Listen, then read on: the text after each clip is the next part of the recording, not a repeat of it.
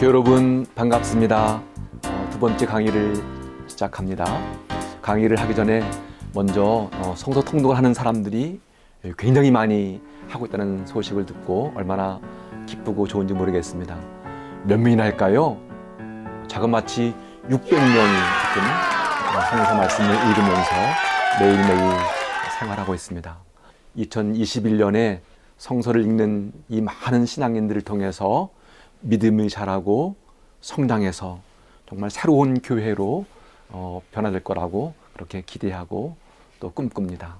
여러분 모두가 매일 성서를 읽으면서 하나님 말씀에 대한 사모하는 마음, 그 말씀을 읽고 여러분이 믿음이 자라는 놀라운 경험들을 하시기를 소망합니다.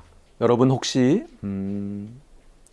박물관은 살아있다 아니면 주라기 공원 같은 영화를 보셨는지요? 어떻게 해서 만들어졌냐면 동물의 화석을 가지고 만들었습니다. 동물의 화석, 그 뼈를 보고 티라노사우루스는 이런 모양일 거야.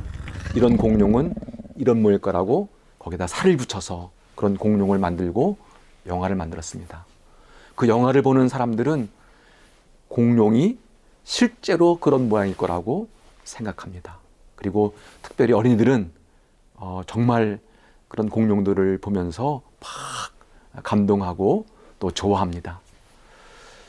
구약 성서도 이와 비슷한 이야기입니다. 우리가 구약 성서를 보시면 그 구약 성서 안에 하나님의 큰 발자국이 있는데 그 발자국을 보면 하나님이 어떤 분이신지, 하나님께서 좋아하시는 일은 무엇인지, 또 하나님께서 이 역사를 어떻게 이끌어 가시고 구원하시는지 그런 것들을 우리가 알게 됩니다. 구약 성서 안에 있는 하나님의 큰 발자국, 그것은 무엇일까요? 두 가지가 있습니다. 큰 발자국 하나는 출애굽 사건입니다. 이 출애굽 사건을 모르면 창세기, 레위기, 출애굽기, 민수기, 신명기 이런 모세오경을 알 수 없습니다. 다시 말하면 출애굽 사건이 있었기 때문에 모세오경이라는 성서가 만들어졌습니다. 그리고 그 이후에 가나안 땅에 정착한 이후에 여호수아, 판관기, 신명기 역사서, 이것도 출애굽 사건을 끊임없이 회상하고 기억하기 위한 이야기들입니다. 출애굽 사건을 통해서 만난 하나님이 어떤 분이신가, 그 하나님 믿고 살아가는 백성들은 어떤 모습으로 살 것인가. 두 번째 구약 성서에 나오는 큰 발자국은 바벨론 포로 사건입니다. 이스라엘 백성들이 가나안 땅에 정착한 후에 아주 큰 왕국을 만들었습니다. 가장 큰 왕국은 다윗과 솔로몬 왕국이지요. 그런데 다윗과 솔로몬 왕국 이후에, 특별히 솔로몬 왕 이후에 남과 북으로 분열되고 한참 후에 721년경에는 북왕국이 멸망하고 587년경에는 남왕국이 바벨론에게 멸망합니다. 하나님을 믿고 섬겼던 백성들이 이방 나라의 침입을 받고 포로가 되고 멸망하는 이 사건은 하나님을 믿는 사람들에게는 아주 충격적인 사건이었습니다.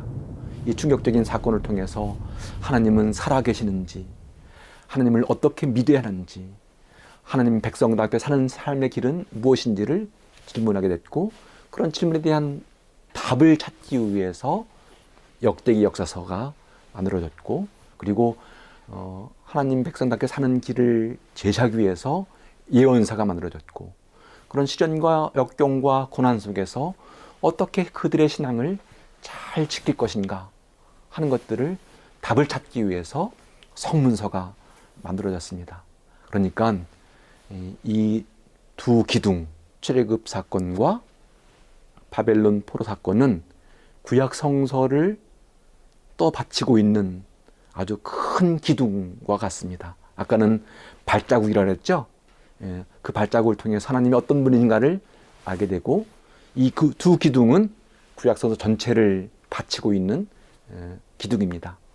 한 기둥을 통해서 모세오경과 그리고 신명기 역사서를 얘기하게 되고, 바벨론 포로 사건이라는 이 기둥을 통해서 우리 모두는 예언서와 역대기 역사서, 성문서를 보게 됩니다.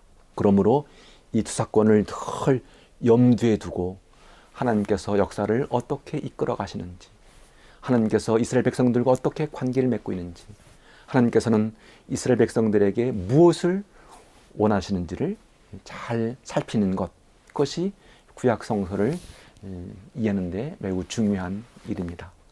이게 큰 그림이고요.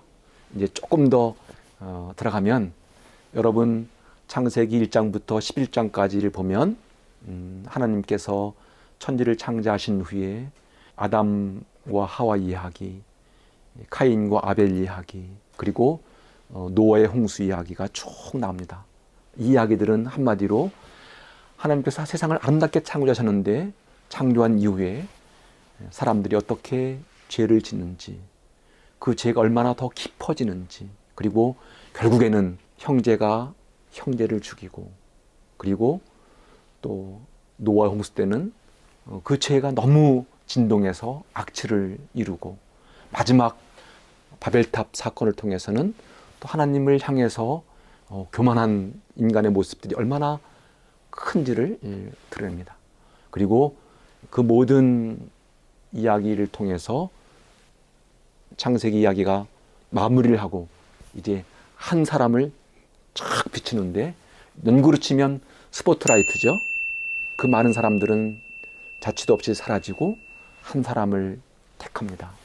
그 이야기가 바로 창세기 12장에 나오는 아브라함을 부르시고 택하셔서 그를 새로운 땅으로 가라고 요청하시는 말씀입니다. 어떤 의미에서 신앙은 하나님의 부르심에 어떻게 응답할 건가 하는 건데, 바로 이 아브라함의 부름 이야기가 하나님 믿고 살아가는 사람들에게는 아주 원초적인 부름이고 신앙의 출발입니다. 제가 한번 창세기 12장 1절부터 3절까지를 읽어드릴까 싶습니다. 야훼께서 아브라함에게 말씀하셨다. 내 고향과 친척과 아비의 집을 떠나 내가 장차 보여줄 땅으로 가거라. 나는 너를 큰 민족이 되게 하리라. 너에게 복을 주어 내 이름을 떨치게 하리라. 내 이름은 남에게 복을 주는 이름이 될 것이다. 이 말씀을 잘 보면 세 가지의 핵심 키워드가 있습니다. 하나는 땅이라는 말이고요. 두 번째는 큰 민족이 될 거라는 말이고, 세 번째는 복을 나눠주는 사람이 될 거다 하는 겁니다. 첫 번째 약속은 아브라함에게 하신 약속이죠. 내가 너에게 땅을 줄 거다. 땅이 없어서 떠돌던 사람들에게 땅을 준다는 얘기는 정착하여 안정된 삶을 살 수 있다는 겁니다. 이 히브리라는 말의 근원은 하피루라는 말입니다. 하피루라는 말은 떠돌아다니는 사람들이란 말입니다. 다시 말하면 히브리 민족의 근원은 땅이 없어서 떠돌아다니는 그런 사람들이었습니다. 그런데 하나님께서 이렇게 떠돌던 사람들에게 땅을 주겠다, 그렇게 약속하십니다. 출애굽기의 1장부터 시작되는 이야기는 그 땅을 주겠다는 약속이 어떻게 이루어지는가 하는 그 여정입니다. 이스라엘 백성들은 에집트를 떠나서 가나안 땅까지 들어가기 위해서 많은 고생을 했습니다. 근데 그 모든 고생은 약속의 땅을 찾아가는 여정 이야기입니다. 그리고 그 여정 속에서 하나님을 더욱 구체적으로 만나고 하나님 백성에게 살아가는 훈련을 받고, 그리고 하나님 백성으로 다시 태어나는 그런 놀라운 경험들을 합니다. 창세기 12장부터 50장까지는 아브라함에게 주신 두 번째 약속이 이루어가는 약속입니다. 사실 아브라함은 75세가 되도록 자손이 없었습니다. 자손이 없다는 말은 희망이 없다는 말이죠. 그런데 그런 자손이 없던 아브라함에게 하나님께서 내가 너에게 밤하늘의 별처럼 바닷가의 모래알처럼 많은 자손을 주겠다고 약속하십니다.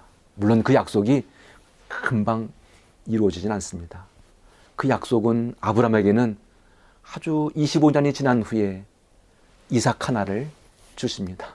그리고 이삭은 또 야곱과 에사우를 낳습니다. 그리고 야곱은 또 12명의 아들을 낳지요. 그리고 그 12명의 아들과 가족들을 이끌고 에집트 땅으로 들어가는 이야기가 창세기 46장, 7장, 8장의 이야기입니다. 70여 명의 야곱의 가족들이 가나안 땅에 들어가서 430년 동안 생활하면서 아주 큰 민족으로 불어납니다. 그리고 큰 민족으로 불어나니까 에집트가 두려워해요. 야, 안 되겠다. 그래서 더 이상 아들을 낳으면 죽여라 하는 아주 끔찍한 명령을 내립니다. 두 번째 약속이 어떻게 이루어지는가 하는 것들을 창세기 12장부터 50장까지가 우리가 볼 수 있습니다.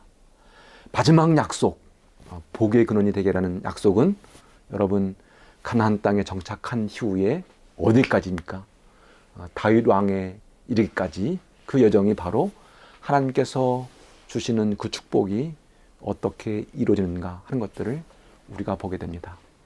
그러므로 여러분 구약성서의 창세기, 출애굽기, 레위기, 민수기, 신명기 그리고 가나안 땅에 정착한 이후에 여호수아, 판관기, 사무엘 상하, 열왕기 이 모든 이야기들은 이 세 가지의 약속, 땅에 대한 약속, 많은 민족이 될 거라는 약속, 복을 나눠줄 거라는 이 약속이 어떻게 성취되어 하는가, 그 약속이 어떻게 이루어지는가에 대한 그런 이야기들입니다. 여러분이 이 세 가지만 잘 알고 있으면 지금 하나님의 약속이 이렇게 이루어지고 있구나 하는 것을 알게 될 겁니다. 물론 그 중간에 보면 여러 가지 읽기 힘든 이야기들이 많아요.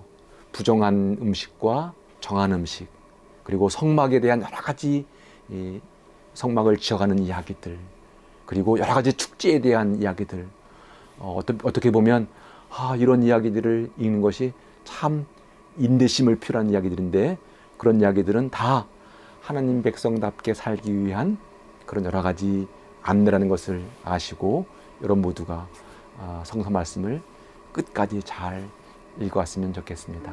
어쨌든 이 세 가지 키워드를 꼭 기억하시면서 성서 통독을 계속 이어가시기를 바라겠습니다. 네, 감사합니다.